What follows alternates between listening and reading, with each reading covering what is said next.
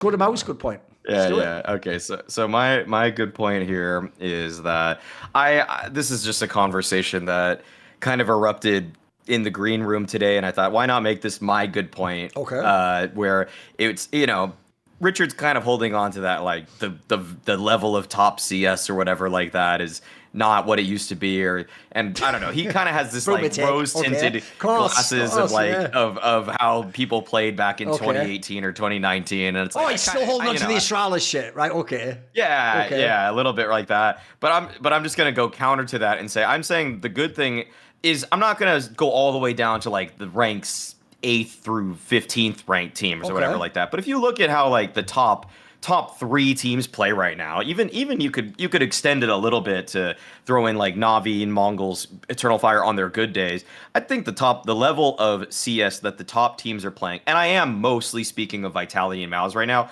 is exceptionally high. Like exceptionally high. I think the level of execution between everybody on Vitality and MOUZ right now is shaping up. I know it's one-sided in that Vitality keeps winning it, but it's getting a lot closer, as we saw at last Open Lisbon. And I'd say that the level of CS that they're playing as a whole, in terms of individuals, tactics, the teamwork, like the spacing is so good for some of these players. The trading's so good. The ideas that they have in the mid rounds, like everybody's clutch factor is super high. We're seeing one of the best players of all time in ZywOo go off in these kinds of games and kind of need to actually take down this MOUZ team. So I just think the level of CS between the top 2, 3, 4 teams is just absurdly high on so many levels. What do you think, JW? Yeah, I mean, I definitely agree. I think it comes back again to like nostalgia, memory. You look back and think so much better of the past. But I do agree that there's a insanely high level, and I think it also goes down so much into the details. Like it's the details that are so sharp right now. I think. I mean, put it back in the days, we barely had a coach even. I mean, we had a manager that was doing like a manager and coach job, while as today you have an analyst, you have a coach, you have someone just finding smokes, you have someone like just looking at timings. Like you pretty much have like an NBA team around you, it feels like. I do agree that the level is insanely high, combined with the like individual form of people. I mean, Mongols is a fresh team on my mind. Like when they hit this, I don't know, this peak that they can hit sometimes, it looks like nobody can out-aim them. And I agree that the top level right now is insanely good. Right, I'll give you an analogy for one of the reasons why, Mario. I've got a few reasons for you I was thinking of when you talked about that. One is, there's a concept which I will say, I'm just introducing this as like a thought, a bit of food for thought. This isn't actually like a hard science thing. There's a concept you probably heard of. It's called the 100th monkey effect or whatever, which, by the way, that's not Thorin getting in some sort of political trouble. That's about real monkeys. It's science. I have to allude to I have to make my own past part of the meme, Mario. That's how you sort of sanitize it, you know. So the 100th monkey, whatever it's called, principle or some effect or something, is the idea. This is why I'm using it just as an analogy. As far as I know, people say it's debunked or it doesn't work or whatever. Basically, the premise goes, people claim if you did these tests on monkeys, then when you would then later test other monkeys that were unrelated with the same test, they over time, they would like them solving the test, like doing a maze or something like that, the time would get lower and lower and lower. It didn't make sense because there was no connection between them. And so it's essentially, without going into a whole side thing, some people think it's like the idea that, I don't know, there's like a collective mental thing or some genetic thing between creatures and like they were improving.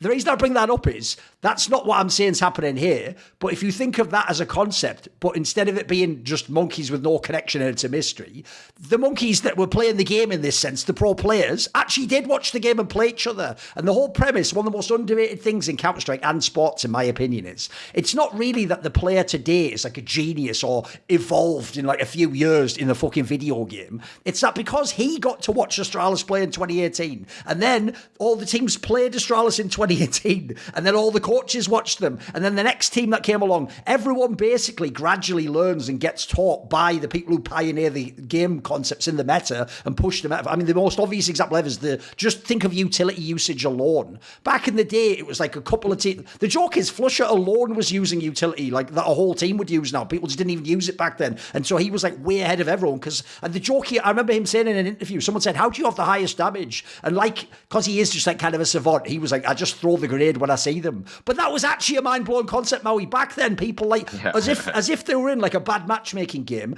people just threw grenades randomly. They would just throw it if they were holding small sight on Inferno on CT, they'd just throw a grenade randomly around the corner, like maybe he's there. Like Flusher was just going like, well, I can see he's it. Well, you can the obvious joke's going to insert themselves here. How do you knew he was on the wall or whatever? Anyway, you get the joke. But he would just wait till he actually saw the person or heard something, then he would throw the grenade. And by the way, that was actually a revolutionary level up way to use a grenade, as mad as it sounds. So I think if you take that analogy and apply it to everything, how do you do like a basic split onto a site? How do you layer utility and when do you go in and what timing stuff? Essentially, everyone, even the most mid-level Tier 1 Pro has like an understanding of that's closer to Astralis 2018 than the other top teams were to Astralis 18 back then, if you know what I mean. Like, it sort of leveled everyone up. So that's like an obvious reason as to why just playing gets you all. It's also why, by the way, I actually think JW probably is a lot more fair in actually giving it up.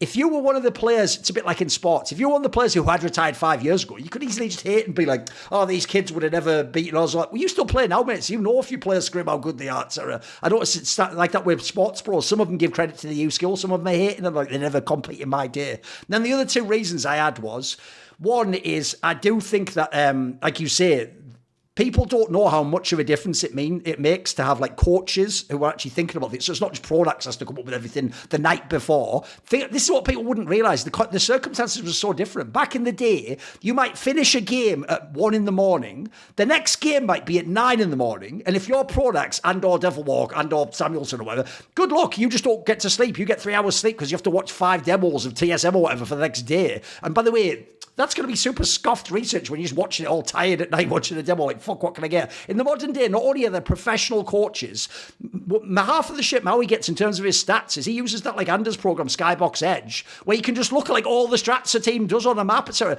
Bro, if you could go back in time, the joke is, if I could get in a time machine, it's not that I'd take Donk back. Bro, I would just take that tool back. That tool alone would counter like Olaf, because I remember back in the day when Olaf was the best player in the world, I once asked him at a LAN, I said to him, you do watch like POVs and stuff for the opponent to like scout them, and he was like, no, why would I? I'm the best. I was like, fuck. Well, that works now when no one does it. But fuck, what happens when it's like sports and everyone's watching all your clips? So he was just lucky back then. No one else was doing it. Like everyone just played the game, and like I said, there wasn't time for everyone to watch them. I think people underestimate how things like that just are going to level everyone up. I mean, like I say, with those tools, for real, it's actually, if you've never used them, guys, they're so OP.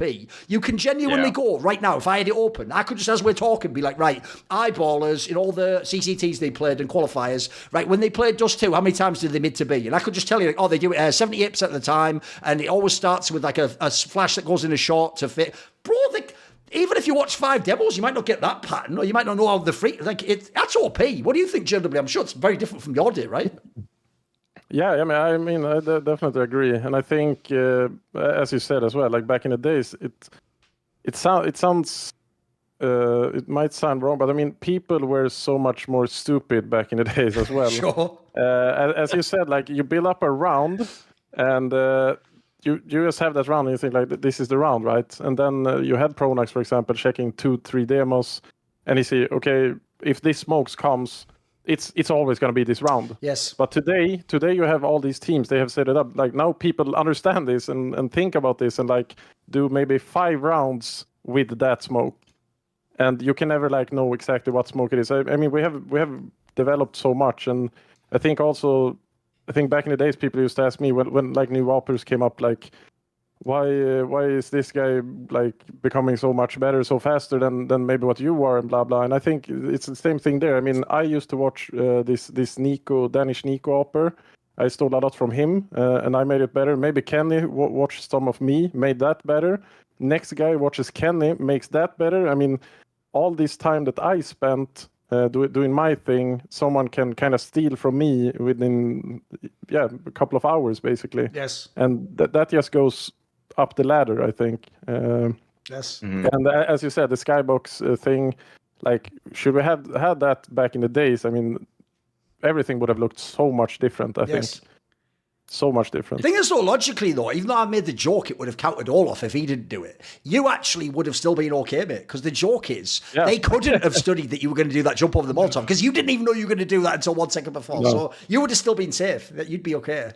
Yeah, I would have been safe on Skybox. Yeah, I think it's almost... Well, I just think the whole conversation of, like, if you dropped...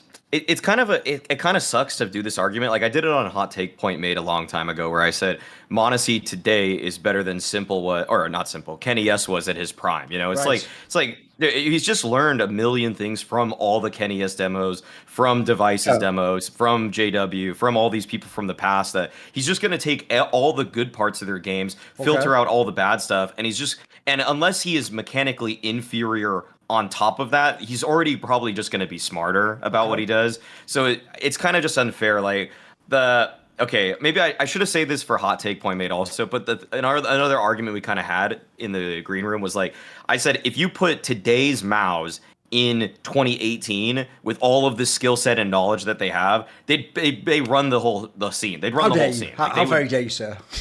Yeah, you know, it's just completely unfair though, because they just know everything that everybody in 2018 and 2019 did. Like, I think, and skill wise, they're definitely matching the people. Like, I mean, I know this might hurt people's heads to hear, but it's like exertion at his peak is matching, you know, Prime Dupree. He's like, dude, he's so fast. Like, his skill is so high. His skill is incredibly high. If you put exertion in 2018, he would look like the best player on the planet, I think. I will say, though, as I will always point out, whenever you do those debates, the reason they work if they're separate areas and they never meet is because then they can't actually learn from each other. The problem you'd have is, if you put Mouse there and they won the first few tournaments, then Astralis would obviously watch what they were doing and they'd figure it out. So it would also level everyone up as well. Also, here's the real one that'll bake your noodle. What if, follow me, Twilight Zone, imagine a world where time travel did exist. What if what actually happened was that's why Simple was so much better than everyone. He did travel back in time from, like, the 2020s. He went back to, like, 2015. He went back too far, actually. He was too young. And as a result, then when he became insane, he was, like, so much ahead of everyone. That's why he has to sock now and he isn't allowed to play. It's not Maui because actually he doesn't have a thing and he's got his contract with Na'Vi. It's one of those, like, grandfather paradoxes. If he plays now, there'll be two versions of him in this time, so it'll be unfair. So that's it.